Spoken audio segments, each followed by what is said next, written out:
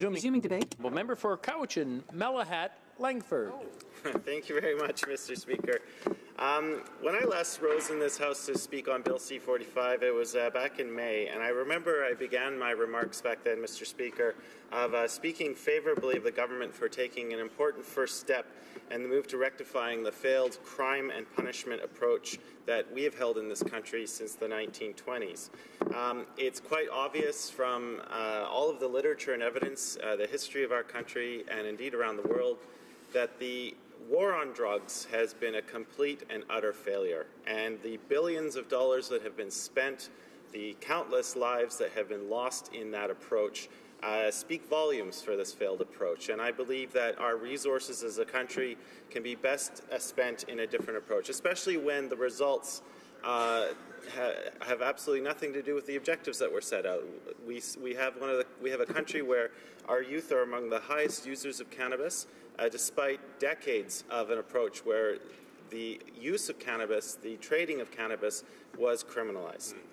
Now, since that time in May, Mr. Speaker, much has transpired with this bill through the committee stage, the Standing Committee on Health, and there was an enormous amount of witness testimony that was packed into a very short amount of time. We were optimistic that there were opportunities that could have been used to improve the bill that the government had introduced, but sadly that did not happen. And while the government introduced this legislation in a clumsy attempt to keep an election promise, they're now shutting down debate at report stage and limiting our debate at third reading on this very important and revolutionary change to Canada's drug laws. They are, in a sense, disenfranchising us as parliamentarians from doing our due diligence on this bill, from really speaking for our constituents in this, the People's House. And for what reason? To meet some sort of an arbitrary deadline in July of next year. This government knows it has a 4-year mandate. It is going to be in power until October of 2019, and yet they've set this date of July of 2018 to get this bill passed into law. And it just feels like a very slapdash approach to the whole thing, where we are not doing the time to get it right, because there's obvious room for improvement. So while we do support this bill in principle, and we have a lot of witness testimony to go on, it's clear that much could have been done to have improved this legislation. I'd like to continue by focusing my remarks on a few key areas where I see the serious shortcomings with the bill at this stage. Now, I have to recognize the outstanding work of my colleague, the member for Vancouver-Kingsway on the Standing Committee of Health. As our health critic, he did yeoman's work on that committee, and was responsible on behalf of the NDP for bringing forward 38 amendments to this bill, which would have gone a long way to improving it. Unfortunately, Mr. Speaker, every single one of those proposed amendments were rejected by the Liberal majority on the committee. So some of the amendments that were brought forward, Mr. Speaker, was a proposal to remove the 30-gram possession limit for adults. And in his speech, the member for Vancouver-Kingsway noted that any adult in this room could go to a liquor store and purchase enough alcohol to kill themselves. And that is a legal thing. And yet we are proposing this arbitrary 30-gram limit on cannabis, and if you step outside of that, you are going to be met with the criminal justice system. He proposed decriminalizing the penalties section to bring it more in line with the Tobacco Act. Of course, the removal of the 100-centimeter plant height restriction. He proposed that first, but the Liberals decided they were going to vote against that so that their own amendment getting rid of the 100-centimeter plant height restriction would pass and that they could get all of the credit for it. He also was looking to allow the provinces to have the capacity to create their own licensing framework so that small producers and craft growers can exist within the government's legalization scheme. And I certainly hope that when the government drafts the regulations under this bill, that they pay attention to the existing reality, especially in my home province of British Columbia, We have a number of dispensaries that are opening up everywhere. This is just the reality on the ground. And if this bill and this government fail to take notice of that reality, well, not much is going to be done to counter it. It's very much a legal gray area that exists on Vancouver Island and indeed most of British Columbia. And I certainly hope that there's room made so that this is an industry that is not solely dominated by big weed who have an undue amount of influence on the government through their lobbying activities. The other thing, Mr. Speaker, that my colleague moved was to allow for the legalization for the sale of edibles. And, you know, the government members have been very fond of quoting the Honourable Anne McClellan as the head of the task force. Well, I would just like to read into the record, Mr. Speaker, some of her testimony at the Standing Committee on Health. She said, and I quote, "Obviously, if you're concerned about public health, if you want to move from the illicit market into a regulated legal market, then you have to offer the quality and choice that the illicit market can provide. I think it's fair to say that we heard over and over again from a wide variety of people that we talked to, there are a number of public health reasons and public safety reasons why you would want to authorize to allow edibles in various forms." And so that came from none other than the chair of the task force. Now, Mr. Speaker, the government claims that this bill is going to legalize cannabis, but I would contend that this bill merely makes cannabis less illegal. In fact, there are more prohibitions that will exist when this bill comes into law than currently exist under the Criminal Code or the Controlled Drugs and Substances Act. So it is a bit of a misnomer to say that we're legalizing cannabis, because it is going to be very tightly regulated, and if someone were to step outside of the boundaries, the confines of this law, the punishments are quite severe. For example, a Canadian in possession of 31 grams will be a criminal. If you're in possession of 5 cannabis plants, you will be a criminal. An 18-year-old kid sharing a joint with their 17-year-old best friend will be a criminal. Now, the penalties associated with some of these offenses under this quote-unquote legalized regime are extremely harsh, and I look no further than the 14 years that are provided for under Section 9 of the bill. And I'd just like to read into the record the testimony at the Standing Committee of Health by John Conroy, the lead counsel in Allard v. Canada. He said, and I quote, "Having this maximum 14 years, hybridized by indictment and so on, is frankly totally unrealistic in terms of what goes on the ground. Even the Saskatchewan Court of Appeal, which is not known to be the most liberal court in the country, their range of for trafficking, for example, is 12 to 18 months. Most sentences are up to 2 years. For tobacco, alcohol, all the maximums are 2 to 3 years. So this 14-year provision is completely unrealistic, and it flies in the face of this government's stated aim to reduce the burden on our criminal justice system, especially when we are now operating under the constraints imposed by the Jordan decision of the Supreme Court of Canada. Now, Mr. Speaker, we also, the criminal code is going to be sort of designed to regulate gardening. We had some very colorful testimony by the defense lawyer Michael Spratt in that regard.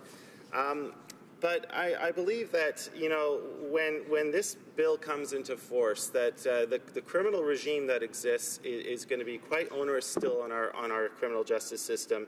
And I believe that, you know, this government likes to talk about, it operates in the spirit of being open, accountable, and transparent. Right. And now we are operating under time allocation.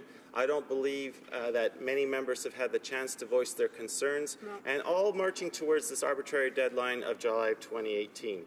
And I believe that we're doing a disservice to Canadians, we're doing a disservice to our constituents who sent us to this House to make sure that the bill we pass is the very best possible. We know the legalization regime is coming forward, but I think we owe it to Canadians to make sure that that's done in the best way possible, that we recognize the government's stated objectives in this very bill, Mr. Speaker. If you go to Section 7, one of the main ones is they want to deter illicit activities in relation to cannabis through appropriate sanctions and enforcement measures, and they want to reduce the burden on the criminal justice system in relation to cannabis. Those are two stated objectives under Section 7, and I think there are very valid questions as to whether this bill is actually going to accomplish that. I don't believe that we are able to fully explore those through the rush committee process, through the rush process in this House. And this is a revolutionary step to Canada's drug laws. So I think that's a disservice. I see my time is running up, Mr. Speaker, so I will end there by offering my qualified support for this bill in recognition that a much better job could have been done. And when we form government in 2019, we'll be looking to improve it. Thank you. Questions and comments. The honourable member for Winnipeg North.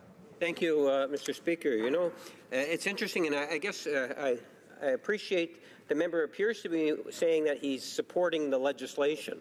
And that's a good thing.